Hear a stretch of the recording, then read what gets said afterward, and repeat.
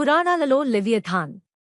లెవియథాన్ అనే పదం హీబ్రూ బైబిల్లోని పలు గ్రంథాలలో ప్రస్తావించబడింది, ముఖ్యంగా యోబు గ్రంథం, కీర్తనలు, యెషయా గ్రంథాలలో. ఇది ఒక మహాసముద్ర సర్పం లేదా డ్రాగన్లా వర్ణించబడింది. ఇది కేవలం శక్తిమంతమైన సముద్ర మృగం మాత్రమే కాకుండా అవ్యవస్థను, అశాంతిని సూచించే చిహ్నంగా కూడా భావించబడింది. ఇతర సంస్కృతులలో లెవియథాన్ కథలు ఇతర పురాతన మిడిల్ ఈస్టర్న్ పురాణాలలో కూడా కనిపిస్తాయి. ఉదాహరణకు, యుగారిటిక్ పురాణాలలో బాల్ దేవుడు లోటాన్ అనే సముద్ర మృగాన్ని సంహరించిన కథ ఉంది.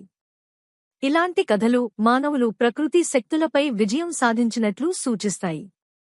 ఆధునిక కాలంలో లెవియథాన్ కథలు ఆధునిక సాహిత్యం, కళలు, సినిమాలలో కూడా ప్రాచుర్యం పొందాయి. ఇది సముద్ర మృగం, డ్రాగన్ లేదా ఇతర భయంకరమైన ప్రాణుల రూపంలో